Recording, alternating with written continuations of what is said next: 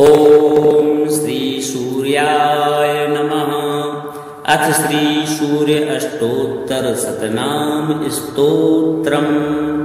अरुणाय शरण्याय करुणारस सिन्धवे असमानवलायार्ता रक्षकाय नमो नमः। आदित्यायादिभूताय अखिलागमवेदिने अच्युतायाखिलज्ञाय अनन्ताय नमो नमः। इनाय विश्वरूपाय इज्याय इन्द्राय भानवे इन्दिरामन्दिराप्ताय वन्दनीयाय ते नमः। ईशाय सुप्रसन्नाय सुशीलाय सुवर्चसे वसुप्रदाय वसवे वासुदेवाय ते नमः। उज्ज्वलायोग्ररूपाय ऊर्ध्वगाय विवस्वते उद्यत्किरणजालाय रसिकेशाय ते नमः। ऊर्जस्वलाय वीराय निर्जराय जयाय च उरुद्वया भावरूपा युक्तसारथये नमः। ऋषिवन्द्याय रुग्गन्त्रे ऋक्षचक्राचराय च ऋजिस्वभावचित्ताय नित्यस्तुत्याय ते नमः। ऋकारमातृकावर्ण रूपायोज्ज्वलतेजसे ऋक्षादिनाथमित्राय पुष्कराक्षाय ते नमः। लुप्तदन्ताय शान्ताय कान्तिदाय घनाय च कनकभूषाय खद्योताय नमो नमः। लूलिताखिलदैत्याय सत्यानन्दस्वरूपिणे अपवर्गप्रदायार्थ शरण्याय नमो नमः। एकाकिने भगवते सृष्टिश्चित्यन्तकारिणे गुणात्मने घृणिवृते व्रते ब्रह्मणे नमः। ऐश्वर्यदाय सर्वाय हरिदस्वाय सौरये दशऋक्सम्प्रकाशाय भक्तवश्याय ते नमः। ओजस्कराय जैने जगदानन्दहेतवे जन्ममृत्युजराव्याधि वर्जिताय नमो नमः। औन्नत्यपदसञ्चार रथस्थायात्मरूपिणे कमनीयाकरायाञ्जन वल्लभाय नमो नमः। अन्तर्बहिःप्रकाशाय अचिन्त्यायात्मरूपिणे अच्युताय सुरेशाय परस्मै ज्योतिषे नमः। अहस्कराय रवये हरये परमात्मने तरुणाय वरेण्याय ग्रहाणां पतये नमः। ॐ नमो भास्करायादि मध्यान्तरहिताय च सौख्यप्रदाय सकला जगतां पतये नमः। नमः सूर्याय कवये नमो नारायणाय च नमो नमः परेशाय तेजोरूपाय ते नमः। ॐ श्रीं हिरण्यगर्भाय ॐ ह्रीं सम्पत्कराय च ॐ ऐं इष्टार्थदायाय प्रसन्नाय नमो नमः। श्रीमते श्रेयसे भक्त कोटिसौख्यप्रदायिने निखिलागमवेद्याय नित्यानन्दाय ते नमः। श्रीसूर्यार्पणमस्तु। अरुणाय शरण्याय करुणारस सिन्धवे असमानवलायार्ता रक्षकाय नमो नमः। आदित्यायादिभूताय अखिलागमवेदिने अच्युतायाखिलज्ञाय अनन्ताय नमो नमः। इनाय विश्वरूपाय इज्याय इन्द्राय भानवे इन्दिरामन्दिराप्ताय वन्दनीयाय ते नमः। ईशाय सुप्रसन्नाय सुशीलाय सुवर्चसे वसुप्रदाय वसवे वासुदेवाय ते नमः। उज्ज्वलायोग्ररूपाय ऊर्ध्वगाय विवस्वते उद्यत्किरणजालाय ऋषिकेशाय ते नमः। ऊर्जस्वलाय वीराय निर्जराय जयाय च उरुद्वया भावरूपा युक्तसारथये नमः। ऋषिवन्द्याय रुग्घन्त्रे ऋक्षचक्रचराय च ऋजिस्वभावचित्ताय नित्यस्तुत्याय ते नमः। ऋकारमातृकावर्ण रूपायोज्ज्वल तेजसे ऋक्षादिनाथ मित्राय पुष्कराक्षाय ते नमः। लुप्तदन्ताय शान्ताय कान्तिदाय घनाय च कनकभूषाय खद्योताय नमो नमः। लोलिताखिलदैत्याय सत्यानन्दस्वरूपिणे अपवर्गप्रदायार्थ शरण्याय नमो नमः। एकाकिने भगवते सृष्टिस्थित्यन्तकारिणे गुणात्मने घृणिवृते व्रते ब्रह्मणे नमः। ऐश्वर्यदाय सर्वाय हरिदस्वाय सौरये दशऋक्सम्प्रकाशाय भक्तवश्याय ते नमः। ओडस्कराय जैने जगदानंद हेतवे जन्म मृत्यु जरा व्याधि वर्जिताय नमो नमः। औन्नत्य पद संचार रथस्थायात्मरूपिणे कमनीयाकरायांजन वल्लभाय नमो नमः। अंतर्वहि प्रकाशाय अचिन्त्यायात्मरूपिणे अच्युताय सुरेशाय परस्मै ज्योतिषे नमः। अहस्कराय रवये हरये परमात्मने तरुणाय वरेण्याय ग्रहाणां पतये नमः। ओम नमो भास्करायादि मध्यांतरहिताय च सौख्यप्रदाय सकला जगतां पतये नमः। नमः सूर्याय कवये नमो नारायणाय च नमो नमः परेशाय तेजोरूपाय ते नमः।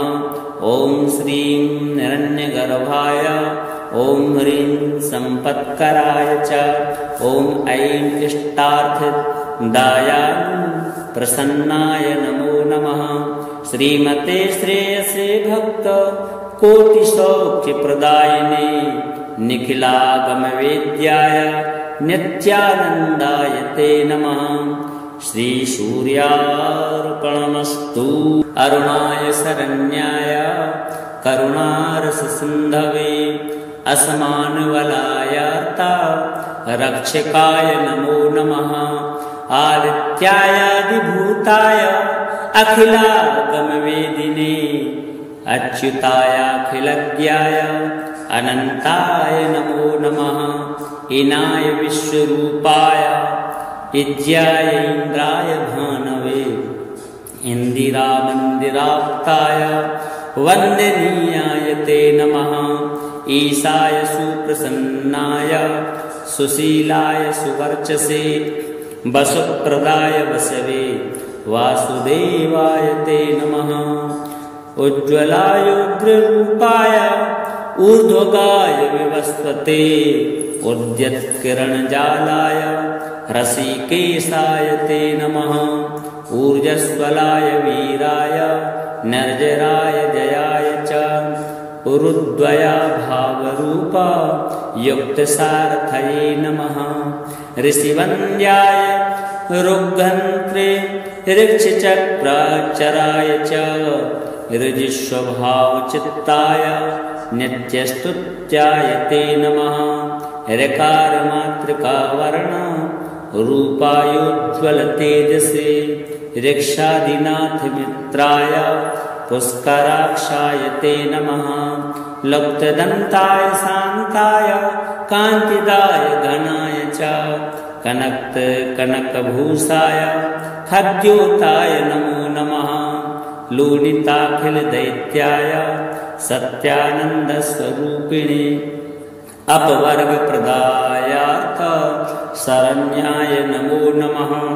एकाकिने भगवते सृष्टिश्चित्यन्तकारिणी गुणात्मने घृणिवृते व्रते ब्रह्मणे नमः।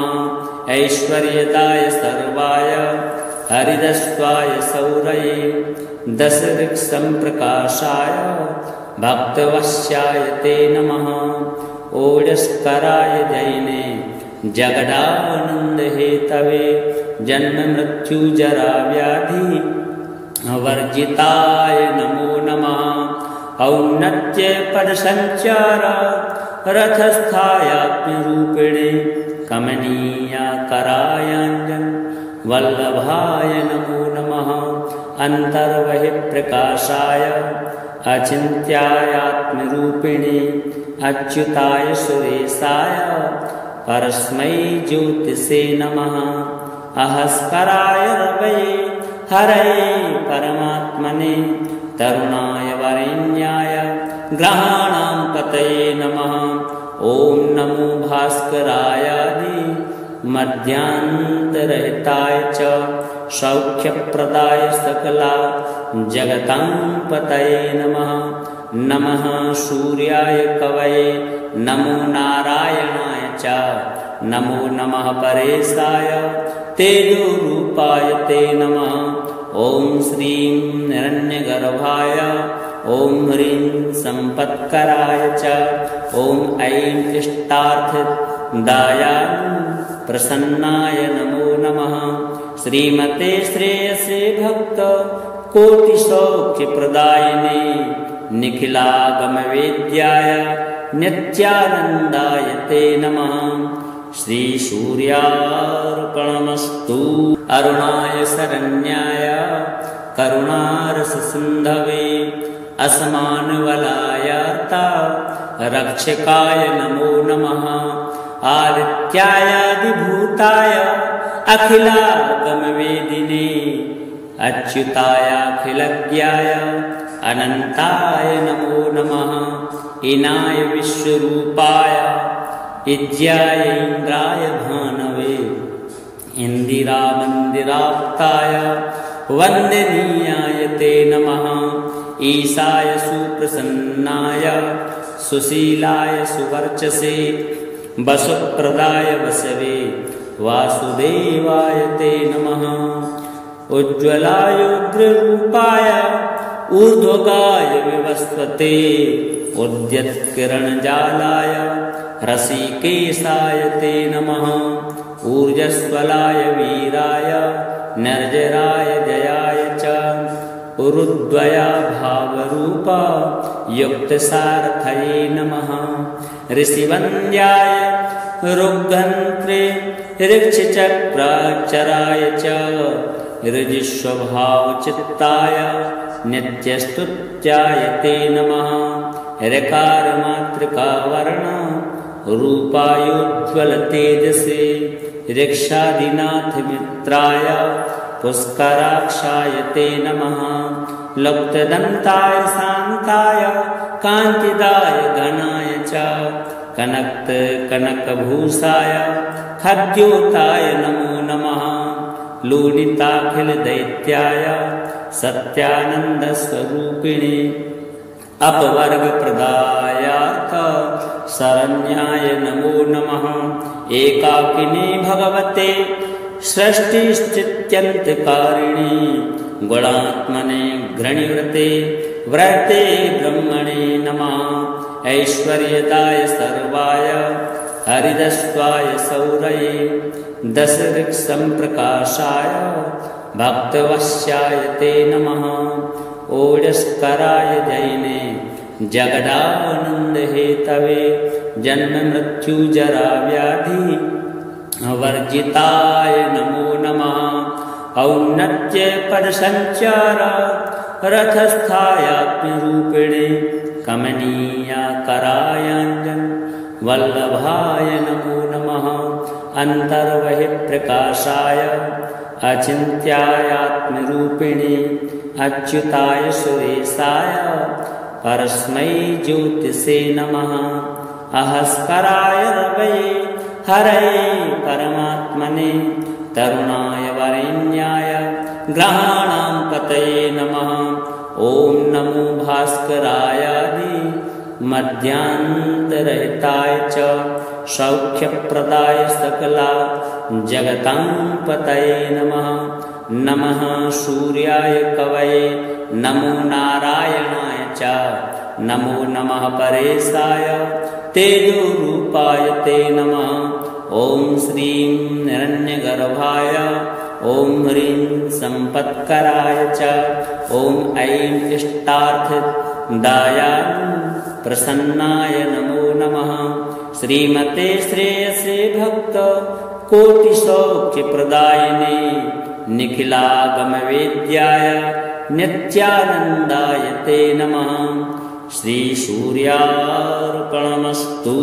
अरुणाय शरण्याय करुणारससिन्धवे असमानवलायार्ता रक्षकाय नमो नमः। आदित्यायादिभूताय अखिलागमवेदिने अच्युतायाखिलज्ञाय अनन्ताय नमो नमः। इनाय विश्वरूपाय इज्याय इन्द्राय भानवे इन्दिरामन्दिराप्ताय वन्दनीयाय ते नमः। ईशाय सुप्रसन्नाय सुशीलाय सुवर्चसे वसुप्रदाय वसवे वासुदेवाय ते नमः। उज्ज्वलायोग्ररूपाय ऊर्ध्वगाय विवस्वते उद्यत्किरणजालाय रसिकेशाय ते नमः। ऊर्जस्वलाय वीराय निर्जराय जयाय च उरुद्वया भावरूपा युक्तसारथये नमः। ऋषिवन्द्याय रुग्घन्त्रे ऋक्षचक्राचराय च ऋजिस्वभावचित्ताय नित्यस्तुत्याय ते नमः। ऋकारमातृकावर्ण रूपायोज्ज्वलतेजसे ऋक्षादिनाथमित्राय पुष्कराक्षाय ते नमः। लुप्तदन्ताय शान्ताय कान्तिदाय घनाय च कनकभूषाय खद्योताय नमो नमः। लूलिताखिलदैत्याय सत्यानन्दस्वरूपिणे अपवर्गप्रदायार्थ शरण्याय नमो नमः। एकाकिने भगवते सृष्टिश्चित्यन्तकारिणे गुणात्मने घृणिवृते व्रते ब्रह्मणे नमः। ऐश्वर्यदाय सर्वाय हरिदस्वाय सौरये दशऋक्सम्प्रकाशाय भक्तवश्याय ते नमः। ओडस्कराय जैने जगदानन्दहेतवे जन्ममृत्युजराव्याधि वर्जिताय नमो नमः। औन्नत्यपदसञ्चार रथस्थायात्मरूपिणे कमनीयाकरायाञ्जन वल्लभाय नमो नमः। अन्तर्बहिःप्रकाशाय अचिन्त्यायात्मरूपिणे अच्युताय सुरेशाय परस्मै ज्योतिषे नमः। अहस्कराय रवये हरये परमात्मने तरुणाय वरेण्याय ग्रहाणां पतये नमः। ॐ नमो भास्करायादि मध्यान्तरहिताय च सौख्यप्रदाय सकला जगतां पतये नमः। नमः सूर्याय कवये नमो नारायणाय च नमो नमः परेशाय तेजोरूपाय ते नमः। ॐ श्रीं हिरण्यगर्भाय ॐ ह्रीं सम्पत्कराय च ॐ ऐं इष्टार्थदायाय प्रसन्नाय नमो नमः। श्रीमते श्रेयसे भक्त कोटिसौख्यप्रदायिने निखिलागमवेद्याय नित्यानन्दाय ते नमः। श्रीसूर्यार्पणमस्तु।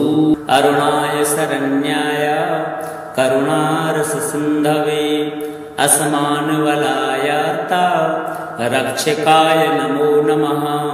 आदित्यायादिभूताय अखिलागमवेदिने अच्युतायाखिलज्ञाय अनन्ताय नमो नमः ईनाय विश्वरूपाय इज्याय इन्द्राय भानवे इन्दिरामन्दिराप्ताय वन्दनीयाय ते नमः ईशाय सुप्रसन्नाय सुशीलाय सुवर्चसे वसुप्रदाय वसवे वासुदेवाय ते नमः उज्ज्वलाय उग्ररूपाय ऊर्ध्वगाय विवस्वते उद्यत्किरणजालाय रसिकेशाय ते नमः ऊर्जस्वलाय वीराय निर्जराय जयाय च उरुद्वया भावरूपा युक्तसारथये नमः ऋषिवन्द्याय रुग्घन्त्रे ऋक्षचक्राक्षराय च ऋजिष्वभावचित्ताय नित्यस्तुत्याय ते नमः ऋकारमातृकावर्ण रूपायोज्ज्वलतेजसे ऋक्षादिनाथमित्राय पुष्कराक्षाय ते नमः लुप्तदन्ताय शान्ताय कान्तिदाय घनाय च कनकभूषाय खद्योताय नमो नमः लूलिताखिलदैत्याय सत्यानन्दस्वरूपिणे अपवर्गप्रदायार्थ शरण्याय नमो नमः एकाकिने भगवते सृष्टिश्चित्यन्तकारिणे गुणात्मने घृणिवृते व्रते ब्रह्मणे नमः ऐश्वर्यदाय सर्वाय हरिदस्वाय सौरये दशऋक्सम्प्रकाशाय भक्तवश्याय ते नमः ओजस्कराय जैने जगदानन्दहेतवे जन्ममृत्युजराव्याधि वर्जिताय नमो नमः औन्नत्यपदसञ्चार रथस्थायात्मरूपिणे कमनीयाकरायाञ्जन वल्लभाय नमो नमः अन्तर्बहिःप्रकाशाय अचिन्त्यायात्मरूपिणे अच्युताय सुरेशाय परस्मै ज्योतिषे नमः अहस्कराय रवये हरये परमात्मने तरुणाय वरेण्याय ग्रहाणां पतये नमः ॐ नमो भास्करायादि मध्यान्तरहिताय च सौख्यप्रदाय सकला जगतां पतये नमः नमः सूर्याय कवये नमो नारायणाय च नमो नमः परेशाय तेजोरूपाय ते नमः ॐ श्रीं हिरण्यगर्भाय ॐ ह्रीं सम्पत्कराय च ॐ ऐं इष्टार्थदायाय प्रसन्नाय नमो नमः श्रीमते श्रेयसे भक्त कोटिसौख्यप्रदायिने निखिलागमवेद्याय नित्यानन्दाय ते नमः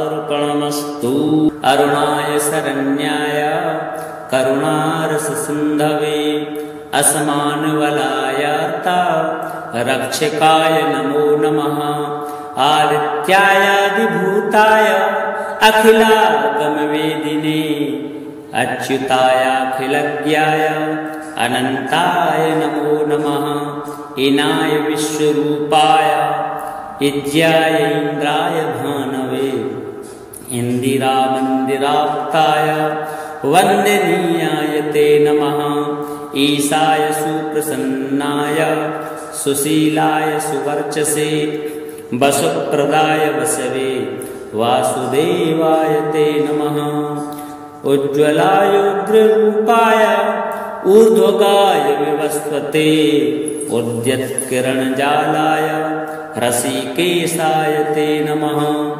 ऊर्जस्वलाय वीराय निर्जराय जयाय च उरुद्वया भावरूपा युक्तसारथये नमः ऋषिवन्द्याय रुग्घन्त्रे ऋक्षचक्राक्षराय च ऋजिष्वभावचित्ताय नित्यस्तुत्याय ते नमः।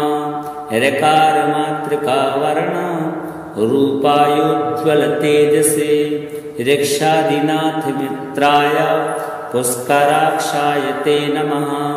लुप्तदन्ताय शान्ताय कान्तिदाय घनाय च कनकभूषाय खद्योताय नमो नमः। लूलिताखिलदैत्याय सत्यानन्दस्वरूपिणे अपवर्गप्रदायार्थ शरण्याय नमो नमः। एकाकिने भगवते सृष्टिस्थित्यन्तकारिणे गुणात्मने घृणिवृते व्रते ब्रह्मणे नमः। ऐश्वर्यदाय सर्वाय हरिदस्वाय सौरये दशऋक्सम्प्रकाशाय भक्तवश्याय ते नमः। ओडस्कराय जैने जगदानंद हेतवे जन्म मृत्यु जरा व्याधि वर्जिताय नमो नमः। औन्नत्य पद संचार रथस्थायात्मरूपिणे कमनीयाकरायांजन वल्लभाय नमो नमः। अंतर्बहि प्रकाशाय अचिन्त्यायात्मरूपिणे अच्युताय सुरेशाय परस्मै ज्योतिषे नमः।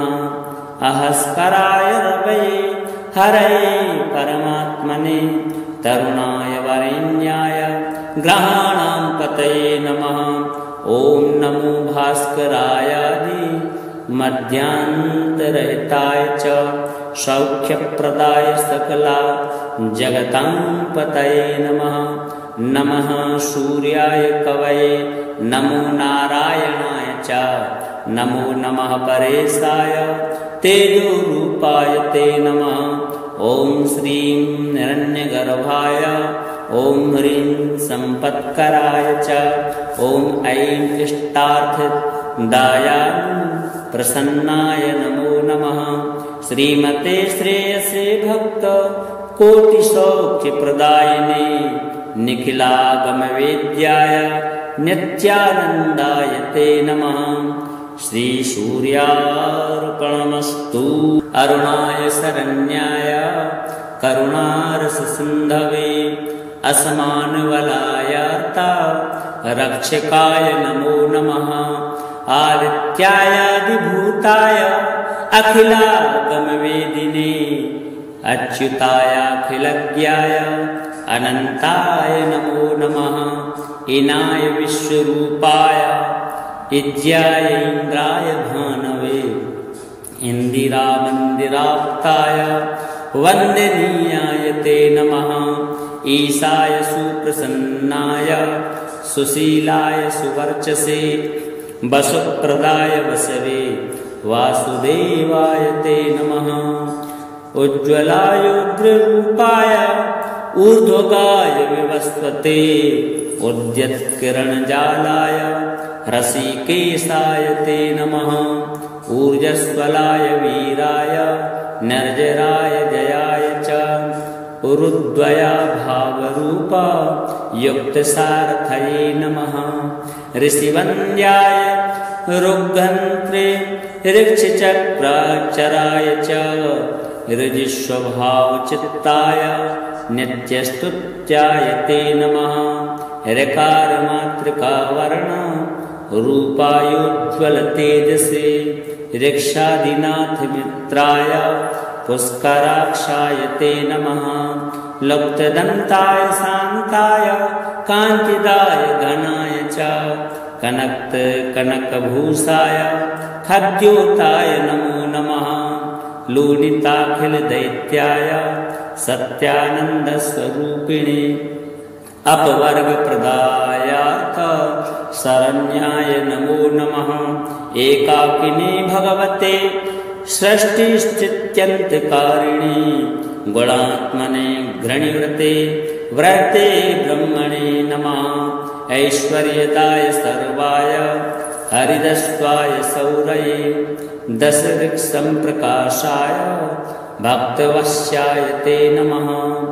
ओडस्कराय जैने जगदानंद हेतवे जन्म मृत्यु जरा व्याधि वर्जिताय नमो नमः।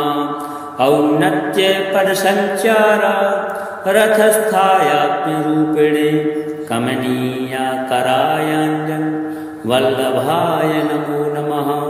अन्तर्बहिः प्रकाशाय अचिन्त्यायात्मरूपिणे अच्युताय सुरेशाय परस्मै ज्योतिषे नमः। अहस्कराय रवये हरये परमात्मने तरुणाय वरेण्याय ग्रहाणां पतये नमः। ॐ नमो भास्करायादि मध्यान्तरहिताय च सौख्यप्रदाय सकला जगतां पतये नमः। नमः सूर्याय कवये नमो नारायणाय च नमो नमः परेशाय तेजोरूपाय ते नमः। ॐ श्रीं हिरण्यगर्भाय ॐ ह्रीं सम्पत्कराय च ॐ ऐं इष्टार्थदायाय प्रसन्नाय नमो नमः। श्रीमते श्रेयसे भक्त कोटिसौख्यप्रदायिने निखिलागमवेद्याय नित्यानन्दाय ते नमः। श्रीसूर्यार्पणमस्तु। अरुणाय शरण्याय करुणारससिन्धवे असमानबलायार्ता रक्षकाय नमो नमः। आदित्यायादिभूताय अखिलागमवेदिने अच्युतायाखिलज्ञाय अनन्ताय नमो नमः। इनाय विश्वरूपाय इज्याय इन्द्राय भानवे इन्दिरामन्दिराप्ताय वन्दनीयाय ते नमः। ईशाय सुप्रसन्नाय सुशीलाय सुवर्चसे वसुप्रदाय वसवे वासुदेवाय ते नमः। उज्ज्वलायोग्ररूपाय ऊर्ध्वगाय विवस्वते उद्यत्किरणजालाय रसिकेशाय ते नमः। ऊर्जस्वलाय वीराय निर्जराय जयाय च उरुद्वया भावरूपा युक्तसारथये नमः। ऋषिवन्द्याय रुग्गन्त्रे ऋक्षचक्राक्षराय च ऋजिस्वभावचित्ताय नित्यस्तुत्याय ते नमः। ऋकारमातृकावर्ण रूपायोज्ज्वलतेजसे ऋक्षादिनाथमित्राय पुष्कराक्षाय ते नमः। लुप्तदन्ताय शान्ताय कान्तिदाय घनाय च कनकभूषाय खद्योताय नमो नमः। लूलिताखिलदैत्याय सत्यानन्दस्वरूपिणे अपवर्गप्रदायार्थ शरण्याय नमो नमः। एकाकिने भगवते सृष्टिश्चित्यन्तकारिणे गुणात्मने घृणिवृते व्रते ब्रह्मणे नमः। ऐश्वर्यदाय सर्वाय हरिदस्वाय सौरये दशऋक्सम्प्रकाशाय भक्तवश्याय ते नमः। ओजस्कराय जैने जगदानन्दहेतवे जन्म मृत्यु जरा व्याधि वर्जिताय नमो नमः। औन्नत्य पद संचार रथस्थायात्मरूपिणे कमनीयाकरायाञ्जन वल्लभाय नमो नमः। अन्तर्बहिः प्रकाशाय अचिन्त्यायात्मरूपिणे अच्युताय सुरेशाय परस्मै ज्योतिषे नमः। अहस्कराय रवये हरये परमात्मने तरुणाय वरेण्याय ग्रहाणां पतये नमः। ॐ नमो भास्करायादि मध्यान्तरहिताय च सौख्यप्रदाय सकला जगतां पतये नमः। नमः सूर्याय कवये नमो नारायणाय च नमो नमः परेशाय तेजोरूपाय ते नमः। ॐ श्रीं हिरण्यगर्भाय ॐ ह्रीं सम्पत्कराय च ॐ ऐं इष्टार्थदायाय प्रसन्नाय नमो नमः। श्रीमते श्रेयसे भक्त कोटिसौख्यप्रदायिने निखिलागमवेद्याय नित्यानन्दाय ते नमः। श्रीसूर्यार्पणमस्तु। अरुणाय शरण्याय करुणारससिन्धवे असमानवलायार्ता रक्षकाय नमो नमः। आदित्यायादिभूताय अखिलागमवेदिने अच्युतायाखिलज्ञाय अनन्ताय नमो नमः। इनाय विश्वरूपाय इज्याय इन्द्राय भानवे इन्दिरामन्दिराप्ताय वन्दनीयाय ते नमः। ईशाय सुप्रसन्नाय सुशीलाय सुवर्चसे वसुप्रदाय वसवे वासुदेवाय ते नमः। उज्ज्वलायोग्ररूपाय ऊर्ध्वगाय विवस्वते उद्यत्किरणजालाय रसिकेशाय ते नमः। ऊर्जस्वलाय वीराय निर्जराय जयाय च उरुद्वया भावरूपा युक्तसारथये नमः। ऋषिवन्द्याय रुग्घन्त्रे ऋक्षचक्राक्षराय च ऋजिस्वभावचित्ताय नित्यस्तुत्याय ते नमः। ऋकारमातृकावर्ण रूपायोज्ज्वलतेजसे ऋक्षादिनाथमित्राय पुष्कराक्षाय ते नमः। लुप्तदन्ताय शान्ताय कान्तिदाय घनाय च कनकभूषाय खद्योताय नमो नमः। लूलिताखिलदैत्याय सत्यानन्दस्वरूपिणे अपवर्गप्रदायार्थ शरण्याय नमो नमः। एकाकिने भगवते सृष्टिस्थित्यन्तकारिणे गुणात्मने घृणिवृते व्रते ब्रह्मणे नमः। ऐश्वर्यदाय सर्वाय हरिदस्वाय सौरये दशऋक्सम्प्रकाशाय भक्तवश्याय ते नमः। ओजस्कराय जैने जगदानन्दहेतवे जन्ममृत्युजराव्याधि वर्जिताय नमो नमः।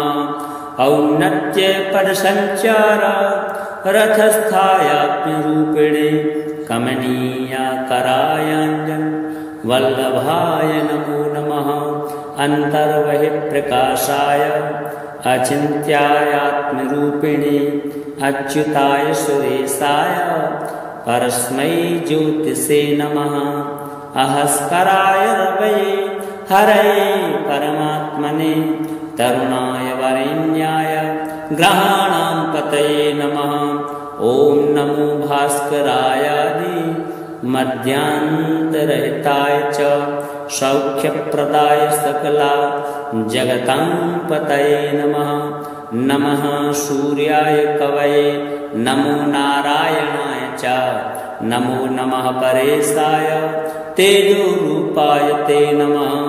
ॐ श्रीं हिरण्यगर्भाय ॐ ह्रीं सम्पत्कराय च ॐ ऐं इष्टार्थदायाय प्रसन्नाय नमो नमः। श्रीमते श्रेयसे भक्त कोटिसौख्यप्रदायिने निखिलागमवेद्याय नित्यानन्दाय ते नमः। श्रीसूर्यार्पणमस्तु। अरुणाय शरण्याय करुणारससिन्धवे असमानवलायार्ता रक्षकाय नमो नमः। आदित्यायादिभूताय अखिलागमवेदिने अच्युतायाखिलज्ञाय अनन्ताय नमो नमः। इनाय विश्वरूपाय इज्याय इन्द्राय भानवे इन्दिरामन्दिराप्ताय वन्दनीयाय ते नमः। ईशाय सुप्रसन्नाय सुशीलाय सुवर्चसे वसुप्रदाय वसवे वासुदेवाय ते नमः। उज्ज्वलायोग्ररूपाय ऊर्ध्वगाय विवस्वते उद्यत्किरणजालाय रसिकेशाय ते नमः। ऊर्जस्वलाय वीराय निर्जराय जयाय च उरुद्वया भावरूपा युक्तसारथये नमः। ऋषिवन्द्याय रुग्घन्त्रे ऋक्षचक्राक्षराय च ऋजिस्वभावचित्ताय नित्यस्तुत्याय ते नमः। ऋकारमातृकावर्ण रूपायोज्ज्वल तेजसे ऋक्षादिनाथ मित्राय पुष्कराक्षाय ते नमः। लुप्तदन्ताय शान्ताय कान्तिदाय घनाय च कनकभूषाय खद्योताय नमो नमः।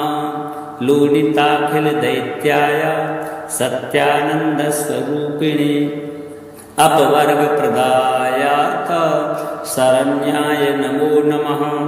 एकाकिने भगवते सृष्टिश्चित्यन्तकारिणे गुणात्मने घृणिवृते व्रते ब्रह्मणे नमः। ऐश्वर्यदाय सर्वाय हरिदस्वाय सौरये दशऋक्सम्प्रकाशाय भक्तवश्याय ते नमः। ओजस्कराय जैने जगदानन्दहेतवे जन्ममृत्युजरा व्याधि वर्जिताय नमो नमः। औन्नत्य पदसञ्चार रथस्थायात्मरूपिणे कमनीयाकरायाञ्जन वल्लभाय नमो नमः। अन्तर्बहिःप्रकाशाय अचिन्त्यायात्मरूपिणे अच्युताय सुरेशाय परस्मै ज्योतिषे नमः। अहस्कराय रवये हरये परमात्मने तरुणाय वरेण्याय ग्रहाणां पतये नमः। ॐ नमो भास्करायादि मध्यान्तरहिताय च सौख्यप्रदाय सकला जगतां पतये नमः। नमः सूर्याय कवये नमो नारायणाय च नमो नमः परेशाय तेजोरूपाय ते नमः। ॐ श्रीं हिरण्यगर्भाय ॐ ह्रीं सम्पत्कराय च ॐ ऐं इष्टार्थदायाय प्रसन्नाय नमो नमः। श्रीमते श्रेयसे भक्त कोटिसौख्यप्रदायिने निखिलागमवेद्याय नित्यानन्दाय ते नमः। श्रीसूर्यार्पणमस्तु। अरुणाय शरण्याय करुणारससिन्धवे असमानवलायार्ता रक्षकाय नमो नमः। आदित्यायादिभूताय अखिलागमवेदिने अच्युतायाखिलज्ञाय अनन्ताय नमो नमः।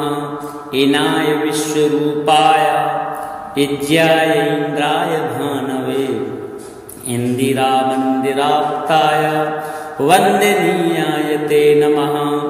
ईशाय सुप्रसन्नाय सुशीलाय सुवर्चसे वसुप्रदाय वसवे वासुदेवाय ते नमः। उज्ज्वलायोग्ररूपाय ऊर्ध्वगाय विवस्वते उद्यत्किरणजालाय रसिकेशाय ते नमः। ऊर्जस्वलाय वीराय निर्जराय जयाय च उरुद्वया भावरूपा युक्तसारथये नमः। ऋषिवन्द्याय रुग्घन्त्रे ऋक्षचक्राक्षराय च ऋजिस्वभावचित्ताय नित्यस्तुत्याय ते नमः। ऋकारमातृकावर्ण रूपायोज्ज्वल तेजसे ऋक्षादिनाथ मित्राय पुष्कराक्षाय ते नमः। लुप्तदन्ताय शान्ताय कान्तिदाय घनाय च कनकभूषाय खद्योताय नमो नमः।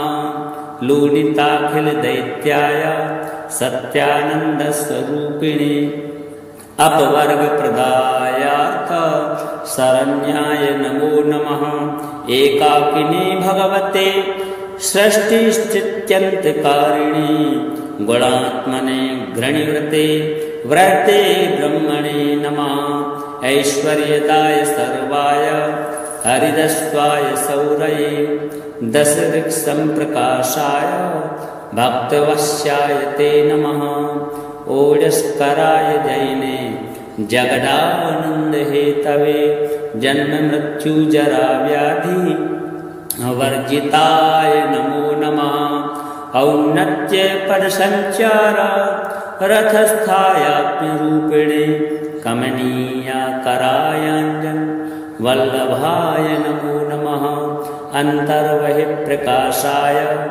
अचिन्त्यायात्मरूपिणे अच्युताय सुरेशाय परस्मै ज्योतिषे नमः अहस्कराय रवये हरये परमात्मने तरुणाय वरेण्याय ग्रहाणां पतये नमः ॐ नमो भास्करायादि मध्यान्तरहिताय च सौख्यप्रदाय सकला जगतां पतये नमः नमः सूर्याय कवये नमो नारायणाय च नमो नमः परेशाय तेजोरूपाय ते नमः ॐ श्रीं हिरण्यगर्भाय ॐ ह्रीं सम्पत्कराय च ॐ ऐं इष्टार्थदायाय प्रसन्नाय नमो नमः श्रीमते श्रेयसे भक्त कोटिसौख्यप्रदायिने निखिलागमवेद्याय नित्यानन्दाय ते नमः श्रीसूर्यार्पणमस्तु।